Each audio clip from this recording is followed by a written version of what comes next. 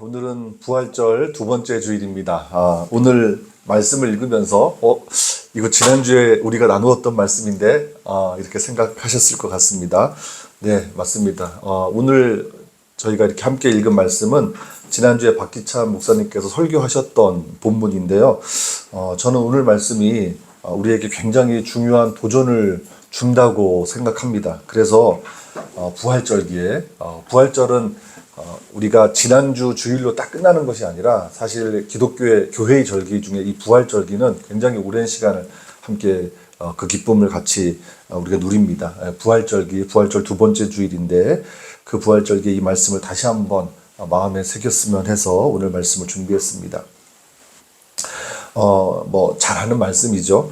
오늘 본문은 부활의 체험을 기록한 말씀입니다. 막달라 사람 마리아가 이른 새벽 아직 어둑어둑할 때 예수님의 무덤으로 갔습니다. 그런데 무덤을 막고 있던 돌이 옮겨져 있는 거예요. 그 돌은 어마어마한 무게이니까 이렇게 장정 몇 사람이 달라붙어도 겨우 옮길 수 있는 돌인데 그 돌이 옮겨져 있는 겁니다. 마리아는 놀란 마음에 예수님의 제자였던 베드로와 또 다른 제자, 여기서 또 다른 제자는 요한을 말하죠. 요 후반부에 요한이 자기를 이렇게 이름을 이렇게 직접 언급하지 않고 예수님이 좋아하신 제자, 예수님이 사랑하는 제자, 또 다른 제자 이런 식으로 자기를 표현합니다. 어쨌든 두 사람에게 달려가서 무덤이 비어 있다는 사실을 다급하게 알립니다.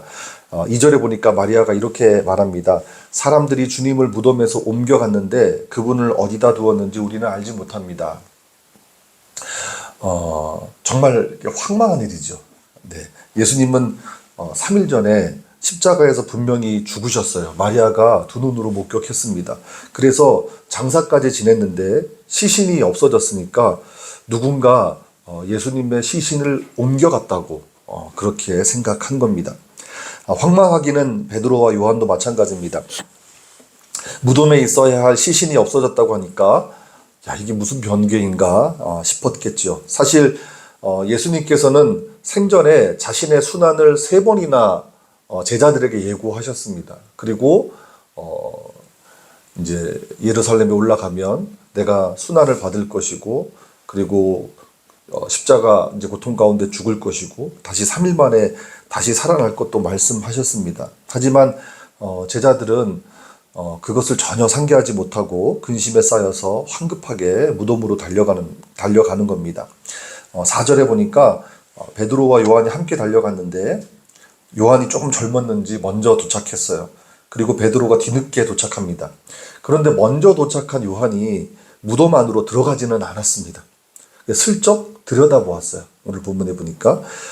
그런데 이제 베드로는 달리기는 좀 늦었지만 성미가 급한 사람이니까 지체하지 않습니다. 헐레벌떡 무덤 안으로 뛰어들어갑니다. 그런데 정말 예수님의 시신이 없는 겁니다. 이때 베드로가 무슨 생각했을까요? 아마 놀란 마음에 예수님의 시신이 없어졌으니까 이 일을 이제 어떻게 처리해야 되지? 어떻게 예수님의 시신을 찾아야 하지? 갈피를 잡지 못했을 것 같습니다.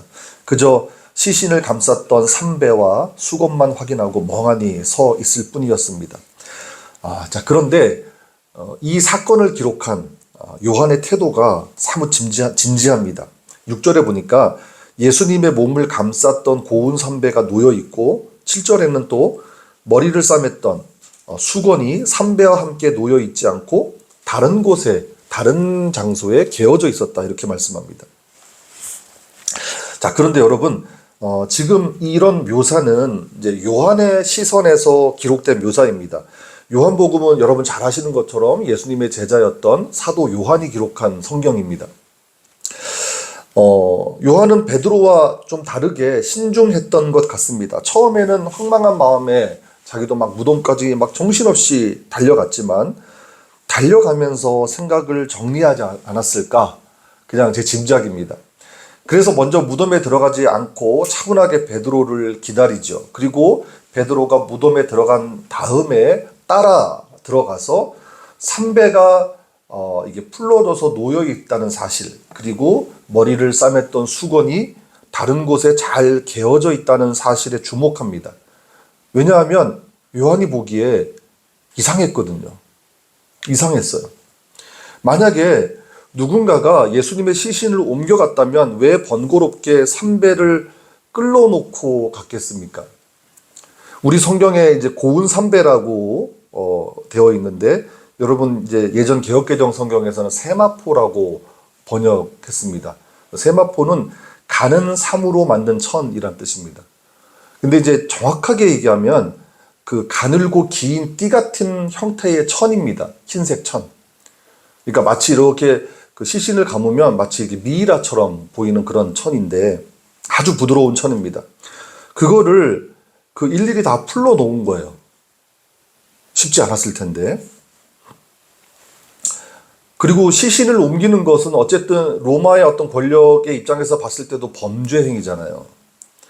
근데 그럴 정황이 있었을까? 그런 범죄 행위를 저지르는데, 시신을 옮겨가는데 그 세마포를 일일이 다 풀러가지고 놓을 정황이 있었을까요? 더구나 그런 천은 당시에 고가의 옷감 재료이기도 했기 때문에 그것을 두고 간다는 것은 요한으로서는 좀 납득하기 어려웠습니다. 또 머리를 싸맸던 수건을 풀렀으면 그대로 둘 일이지, 그 시체를 옮겨가는데 수건을 풀렀으면 그냥 그대로 두지, 그거를 잘 개서 놓는다는 것도 너무 이상하잖아요. 예수님의 시신이 목적이었다고 하더라도 왜 굳이 수건을 이렇게 개는 수고를 했느냐라는 거죠. 요한은 이 사실에 주목합니다. 자, 그런데 8절에 보시면 아주 의미심장한 표현이 나옵니다. 그때서야 무덤에 먼저 온 그 다른 제자도 들어갔다. 그러고는 보았고 믿었다. 무덤에 먼저 온 그 다른 제자는 누구입니까? 요한이죠. 요한이 무덤 밖에서 먼저 뛰어가서 그 무덤에 도착했지만 무덤 밖에서 슬쩍 안을 들여다보고 이렇게 돼 있구나라고 봤습니다. 근데 베드로가 무덤에 들어간 후에 따라 들어갔습니다. 그리고는 빈 무덤의 광경을 보았고 그리고 믿었다라고 기록을 했어요. 보았고 믿었다. 자, 그런데 왜 요한은 자기가 경험한 사실을 보았고 믿었다는 말로 표현했을까요? 이게 오늘 본문을 좀 이해하는데 아주 중요한 열쇠이기도 합니다. 사실 여기서 보았다에 해당하는 헬라어가 에이덴이라고 하는 말인데요. 시각적으로 본다는 뜻이 아니에요. 제가 이 부분을 PPT 자료로 준비를 했는데 한번 화면을 같이 보시고 말씀을 이어갔으면 좋겠습니다. 자, 우리가 여기서 본다라고 하는 이제 동사가 1절, 5절, 6절, 8절 또 뭐 다른 곳에서 쓰이겠지만 1절에 보시면 가서 보니 그랬죠. 이건 이제 그 막달라 사람 마리아가 가서 보니 할 때 본다. 그 다음 5절에서 들여다보니 요한이 들여다보았다 할 때 이 보다는 시각적으로 본다는 뜻이에요. 헬라어로 블레포라고 하는데 시각적으로 본다. 그 다음에 6절에 뭐 살펴보니는 뭐 굳이 헬라어를 우리가 들이대지 않아도 여러분 잘 아실 겁니다. 주의 깊게 보는 거죠. 관찰하는 거죠. 그리고 8절에서 이 요한이 보았다라고 했을 때 그때 보았다는 것은 눈으로 봤다는 게 아니라 깨달았다, 이해했다, 눈치챘다 이런 뜻을 가지고 있어요. 그러니까 우리 말로 번역했을 때 그렇게 보았다라고 번역을 했는데 헬라어로 보면 그런 의미가 있다는 겁니다. 그래서 요한은 보았다라고 했지만 사실 눈으로 본 게 아니에요. 눈으로 본 것은 5절 말씀처럼 무덤 밖에 있을 때 이미 들여다봤어요. 이제 무덤 안에서 본 것은 눈으로 본 게 아니라 무언가 깨닫고 이해했다는 거예요. 물론 아직 부활을 단정하거나 확신한 것은 아닙니다. 9절에 보시면 그들은 주님이 죽은 사람들 가운데서 반드시 살아 일어나셔야 한다는 성경 말씀을 아직까지 이해하지 못하고 있었던 것이다 이렇게 말씀하고 있죠. 부활을 확신했던 것은 아닙니다. 다만 적어도 누군가 시신을 옮겨갔을 거라고 생각하지는 않았다는 거예요. 막달라 사람 마리아는 시신을 옮겨갔다고 생각을 했는데 요한이 볼 때는 그런 것 같지는 않았다는 거예요. 만약 그랬다면 삼배를 풀러 놓을 리도 없고 수건을 잘 개서 놓을 리도 없다라는 거죠. 자, 사건을 한번 정리해 보겠습니다. 요한은 안식 후 첫날에 막달라 사람 마리아의 이야기를 듣고 무덤까지 정신없이 달려갔어요. 예수님이 시신이 없어진 것을 확인했습니다. 그런데 좀 이상한 거예요. 합리적으로 의심했을 때 누군가 시신을 옮겨갔을 것 같지는 않았습니다. 대신 무엇인가 짚히는 게 있었습니다. 아직 부활에 대한 확신까지는 이르지 못했지만 부활을 어렴풋이 짐작했던 것 같아요. 8절에 보시면 보았고 믿었다라고 말씀하잖아요. 보았다는 것은 아직 확신할 수 없지만 깨달았다는 것이고, 믿었다는 건 나름의 결론을 내렸다는 얘기입니다. 사실 예수님의 제자들은 마지막 날에 하나님의 나라가 임할 때 부활이 있을 것이라고 믿었어요. 믿었습니다. 그러나 예수님께서 정말 부활할 것이라고는 상상하지 못했던 거예요. 그렇게 말씀하셨더라고 하더라도 우리가 부활이라고 하는 것은 우리의 이성으로 파악할 수 있는 일이 아니잖아요. 그래서 실제로 부활이 일어났다고 하면 정말 이렇게 생각할 수밖에 없는 거예요. 예수님의 부활은 상상하지는 못했지만, 그런데 그 눈앞에 벌어진 일이 정확하게 얘기하면 그렇게 여길 수밖에 없는, 정말 부활이 일어난 것일까? 그렇게 여길 수밖에 없는 일이 벌어진 거예요. 그래서 10절에 그래서 그곳을 떠나 다시 집으로 갔다 그 제자들은 이렇게 말씀하잖아요. 아직 막연하지만 나름대로 부활의 깨달음을 가졌다라는 거예요. 유진 피터슨이라고 하는 사람이 일상 부활을 살다라는 책에서 이 부분을 이렇게 해석했어요. 요한이 부활의 결론을 내리고 갔다. 그러니까 부활을 확신했다고 말할 수는 없지만, 이거 아무리 이렇게 생각해도 저렇게 생각해도 부활밖에는 답이 없는 것 같아. 예수님 부활하셨나? 이렇게 결론을 내리고 갔다라고 해석합니다. 바로 여기까지가 부활의 체험이에요. 요한이 부활을 체험한 것입니다. 자, 중요한 것은 이때 요한이 어떤 마음을 가졌을까? 여러분들이 한번 요한의 입장에서 생각해 보세요. 요한의 자리로 가보세요. 내가 요한이 되었다고 생각해 보세요. 막달라 사람 마리아의 이야기를 듣고 황급하게 무덤으로 갔습니다. 그런데 무덤에 갔더니 예수님의 시신이 없어요. 누군가 시신을 옮겨갔을 것 같지는 않았어요. 세마포도 그 고운 삼배도 풀러져 있고 수건도 잘 개어져 있어요. 그때 요한이 어떤 마음을 가졌을까? 저는 요한에게 어떤 두려움이 생겼을 것 같아요. 그 두려움이라는 건 어떤 공포심이 아니라 종교적인 언어로 얘기하면 경외심이라는 게 생겼을 것 같아요. 요한은 근 3년 동안 예수님을 따르면서 그분을 충분히 알았습니다. 예수님의 공생애를 함께하면서 그분이 하나님의 아들인 것과 메시아이신 것도 알고 믿었습니다. 그러나 예수님이 죽음에서 살아나셨다는 사실은 그를 또 다른 믿음의 차원으로 이끈 거예요. 부활의 체험이 예수에 대한 경외심으로 발전한 것입니다. 이것이 우리가 오늘 관심을 가져야 할 첫 번째 포인트입니다. 자, 두 번째 포인트는 막달라 사람 마리아를 통해서 발견할 수 있습니다. 자, 여러분, 막달라 사람 마리아, 우리 막달라 마리아라고 하는데, 이 사람이 어떤 사람인지를 아시죠? 예수님께 정말 특별한 은혜를 입은 사람입니다. 마가복음 16장 9절에 보면 이 마가복음 16장의 말씀은 요한복음 20장과 병행 본문이에요. 똑같은 내용을 보도하고 있는데 마가복음 16장에서는 이 막달라 사람 마리아를 어떻게 소개하냐면 전에 예수님께서 7 귀신을 쫓아내 주신 여자 이렇게 소개합니다. 요한복음에는 그런 내용이 없지만 아마 그 인연 때문에 예수님과 아주 특별한 관계를 맺었던 것 같습니다. 누가복음 8장 1절부터 3절까지에 보면 그 자비량으로 예수님의 그 공생의 사역에 함께하면서 예수님의 사역을 도왔던 아주 신실했던 여성들의 이름이 언급되는데 그 중에 막달라 사람 마리아가 등장해요.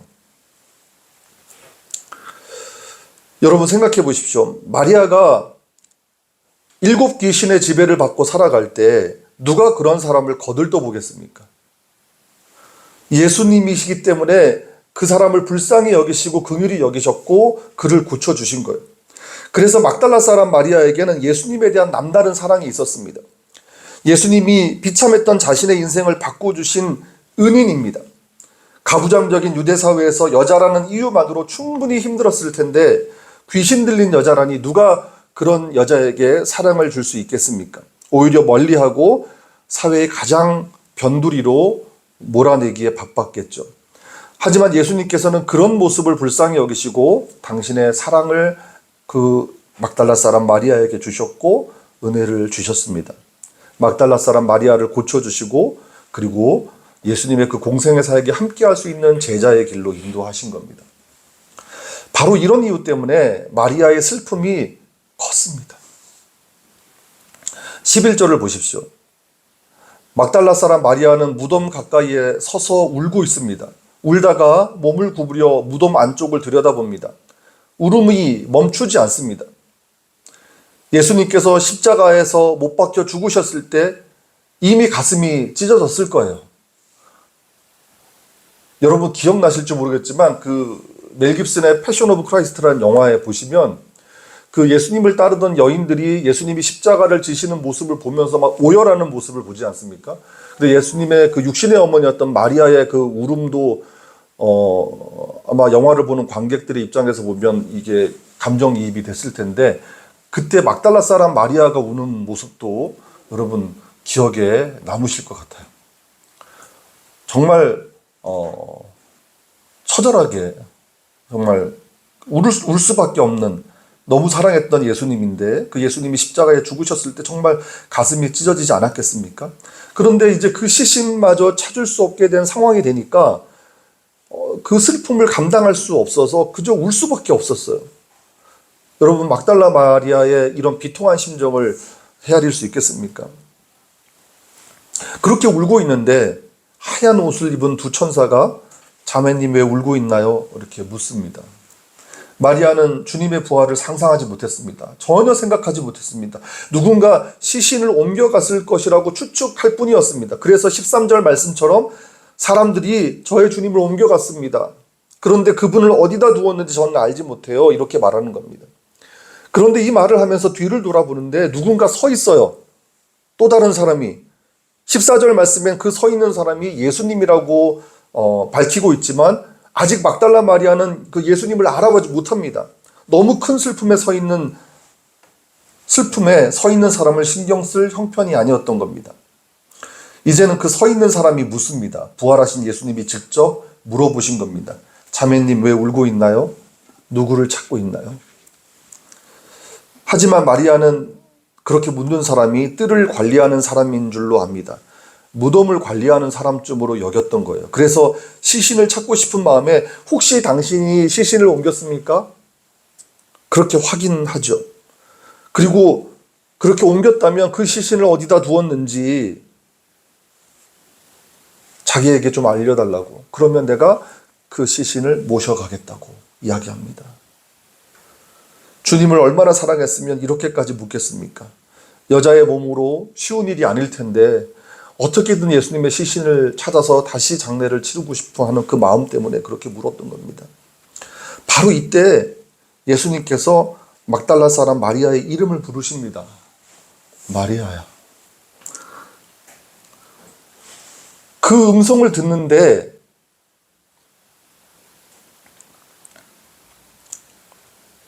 마리아가 알아들었어요.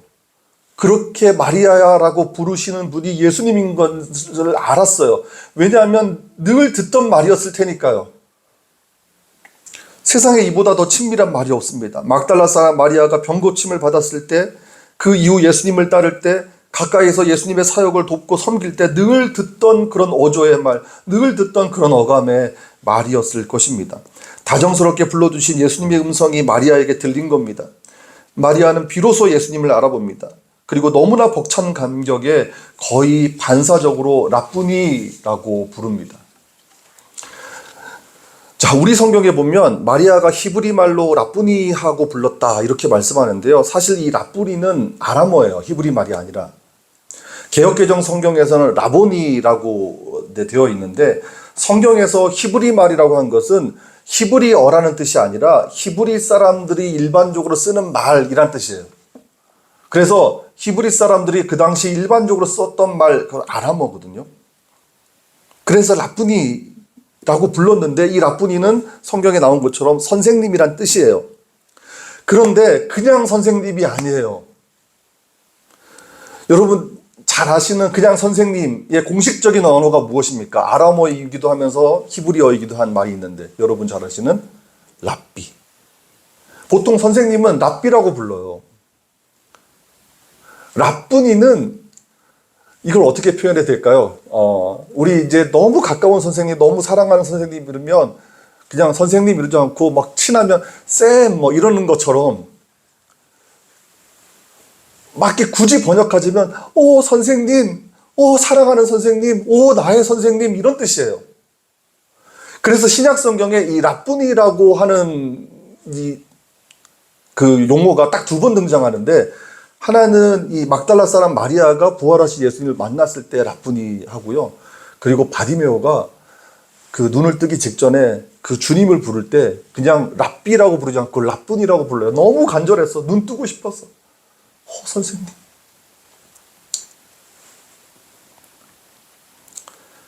말하자면 이 랍분이라고 하는 말 속에 주님을 향한 마리아의 믿음, 마리아의 사랑, 마리아의 기쁨이 고스란히 담겨 있다는 얘기입니다. 막달라 사람 마리아의 부활 체험은 바로 이런 친밀한 사랑 고백이었다는 거예요. 이게 우리가 관심을 가져야 할 두 번째 포인트입니다. 자, 여러분, 우리 기독교는 부활의 공동체입니다. 기독교의 예배라고 하는 것은 부활하신 주님을 기념하면서 모인 것이 유래가 되었습니다. 여러분, 주일이 뭡니까? 주일이 일요일이잖아요. 왜 율법으로 정해두었던 안식일에 예배를 드리지 않고 안식일 그 다음 날인 일요일에 예배를 드리는 공동체가 왜 되었겠습니까? 주님이 안식 후 첫날인 일요일에 부활하셨기 때문입니다. 사도들과 초기 그리스도인들은 부활하신 주님을 기념하기 위해서 일요일에 모이기 시작했어요. 그래서 일요일 예배가 만들어진 거예요.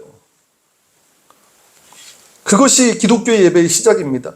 교회력의 절기가 있지만, 많은 절기가 있지만 중심은 부활절이에요.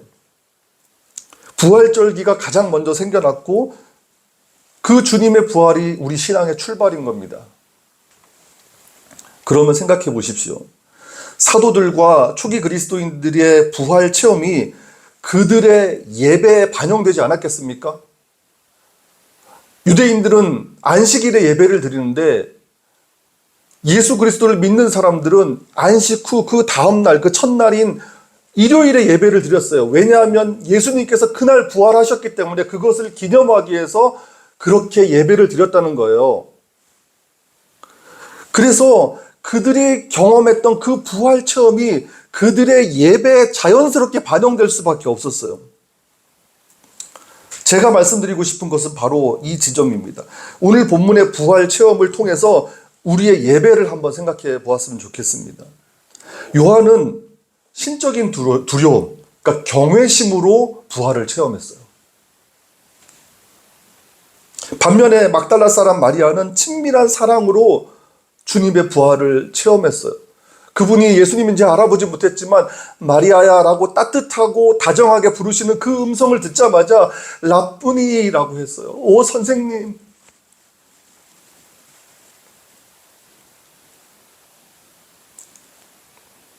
이 두 사람의 체험이 오늘 우리에게 너무나 중요한 메시지를 던져주는 거예요. 그게 뭡니까? 요한의 부활 체험, 막달라 사람 마리아의 부활 체험이 그들의 신앙으로, 그들의 예배로 발전했다는 사실을 잊으면 안 됩니다. 말하자면 요한처럼 신적인 두려움으로 막달라 마리아처럼 친밀한 사랑으로 주님을 예배해야 된다는 것입니다. 그게 사도들과 초기 그리스도인들의 예배였고 오늘 우리의 예배가 되어야 한다는 말씀입니다. 솔직히 우리를 한번 돌아보았으면 좋겠습니다. 우리가 예배할 때 주님에 대한 경외심이 있습니까? 지금 이 순간은 그냥 우리를 만족시키는 자리가 아니잖아요. 우리가 믿는 주님, 그 주님을 예배하는 자리는 그 경외심으로 주님을 예배해야 된다는 겁니다.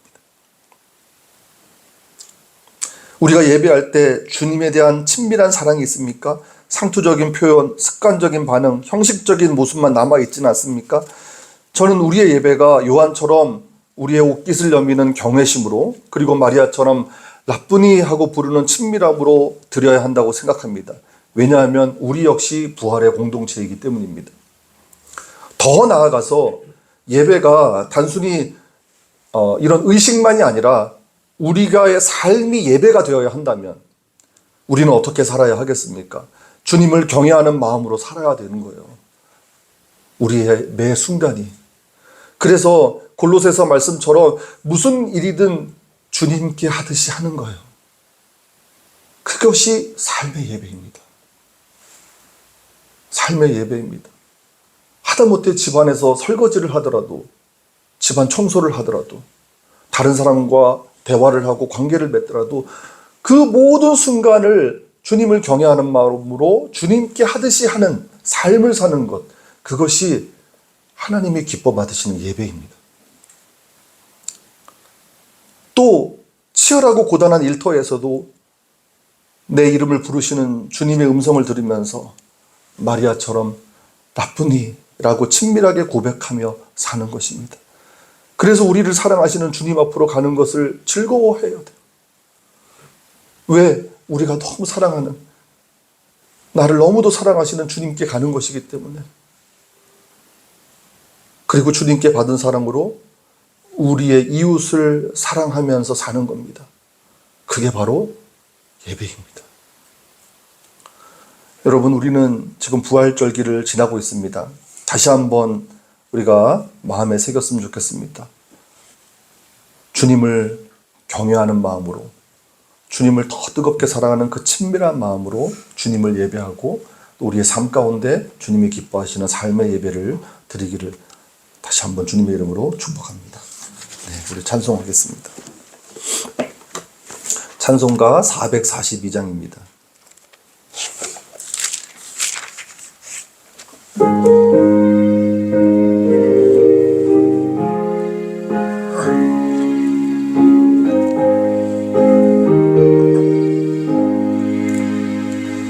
저장 믿고 위에 있을 아직 맺혀 있는 그때